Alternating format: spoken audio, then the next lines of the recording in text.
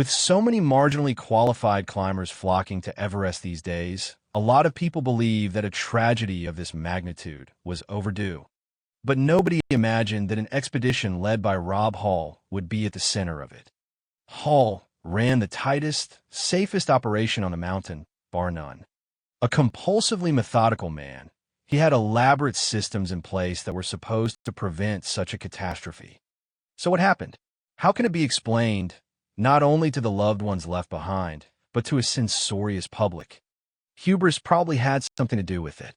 Hall had become so adept at running climbers of all abilities up and down Everest that he got a little cocky, perhaps.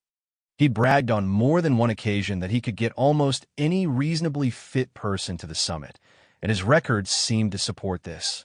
He'd also demonstrated a remarkable ability to prevail over adversity. In 1995, for instance, Hall and his guides not only had to cope with Hanson's problems high on the peak, but they also had to deal with the complete collapse of another client named Chantal Maudet, a celebrated French alpinist who was making her seventh stab at Everest without oxygen. Maudet passed out stone cold at 28,700 feet and had to be dragged and carried all the way down from the south summit to the south col, like a sack of spuds, as Guy Cotter put it. After everybody came out of that summit attempt alive, Hall may well have thought there was little he couldn't handle. Before this year, however, Hall had uncommonly good luck with the weather, and it might have skewed his judgment. Season after season, confirmed David Breschers, who has been on more than a dozen Himalayan expeditions and has himself climbed Everest 3 times, Rob had brilliant weather on summit day. He'd never been caught by a storm high on the mountain. In fact, the gale of May 10th, though violent, was nothing extraordinary. It was a fairly typical Everest squall. If it had hit 2 hours later, it's likely that nobody would have died. Conversely, if it had arrived even 1 hour earlier, the storm could easily have killed 18 or 20 climbers, me among them. Certainly time had as much to do with the tragedy as the weather, and ignoring the clock can't be passed off as an act of God. Delays at the fixed lines were foreseeable and eminently preventable. Predetermined turnaround times were egregiously ignored. Extending the turnaround times may have been influenced to some degree by the rivalry between Fisher and Hall. Fisher had never guided Everest before 1996. From a business standpoint, there was tremendous pressure on him to be successful. He was exceedingly motivated to get clients to the summit, especially a celebrity client like Sandy Hill Pittman. Likewise, since he had failed to get anybody to the top in 1995, it would have been bad for Hall's business if he failed again in 1996, especially if Fisher succeeded. Scott had a charismatic personality, and that charisma had been aggressively marketed by Jane Bromet. Fisher was trying very hard to eat Hall's lunch, and Rob knew it. Under the circumstances, the prospect of turning his clients around while his rivals' clients were pushing toward the summit may have been sufficiently distasteful to cloud Hall's judgment. It can't be stressed strongly enough, moreover, that Hall, Fisher, and the rest of us were forced to make such critical decisions while severely impaired with hypoxia. In pondering how this disaster could have occurred, it is imperative to remember that lucid thought is all but impossible at 29,000 feet. Wisdom comes easily after the fact. Shocked by the toll in human life, critics have been quick to suggest policies and procedures to ensure that the catastrophes of this season won't be repeated.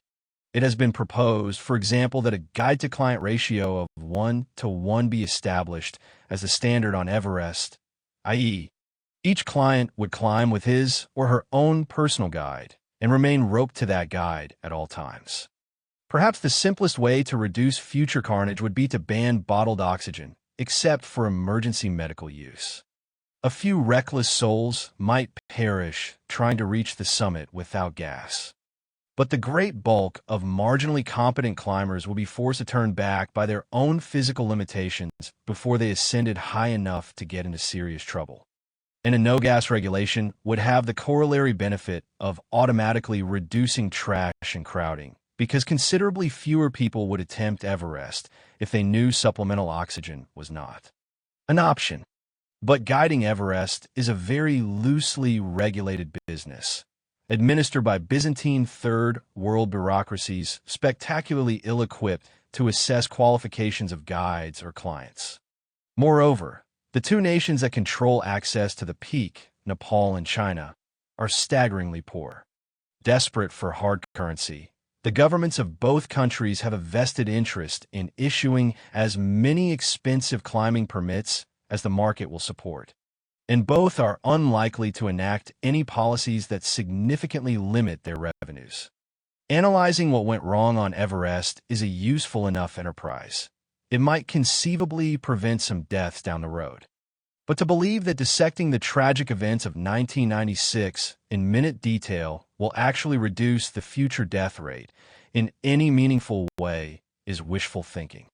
The urge to catalog the myriad blunders in order to learn from the mistakes is for the most part an exercise in denial and self-deception. If you can convince yourself that Rob Hall died because he made a string of stupid errors and that you are too clever to repeat those same errors, it makes it easier for you to attempt Everest in the face of some rather compelling evidence that doing so is injudicious. In fact, the murderous outcome of 1996 was in many ways simply business as usual.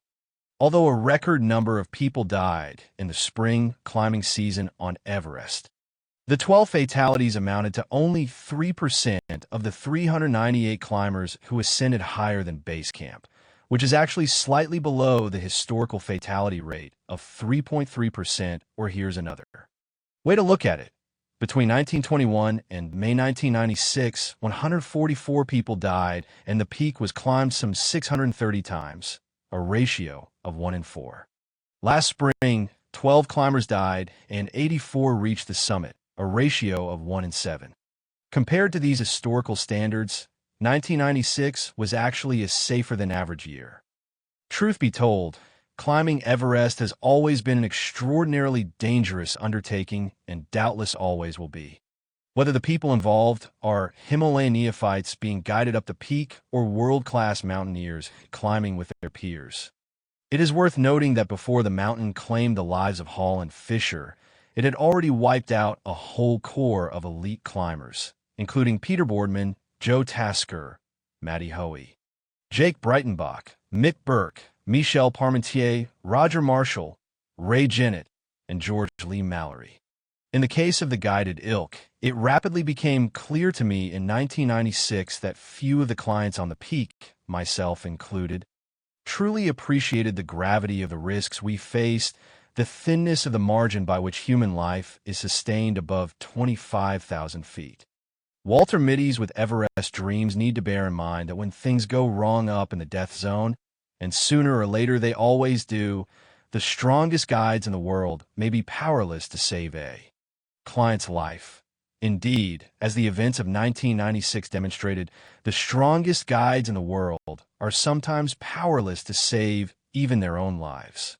4 of my teammates died, not so much because Rob Hall's systems were faulty. Indeed, nobody's were better, but because on Everest it is the nature of systems to break down with a vengeance. In the midst of all the post-mortem ratiocination, it is easy to lose sight of the fact that climbing mountains will never be a safe, predictable, rule-bound enterprise. This is an activity that idealizes risk-taking. The sport's most celebrated figures have always been those who stick their necks out the farthest and manage to get away with it. Climbers, as a species, are simply not distinguished by an excess of prudence. And that holds especially true for Everest climbers. When presented with a chance to reach the planet's highest summit, history shows people are surprisingly quick to abandon good judgment. Eventually, warns Tom Hornby in 33 years after his ascent of the West Ridge, what happened on Everest this season is certain to happen again. For evidence that few lessons were learned from the mistakes of May 10th, one need look no farther than what happened on Everest in the weeks that immediately followed.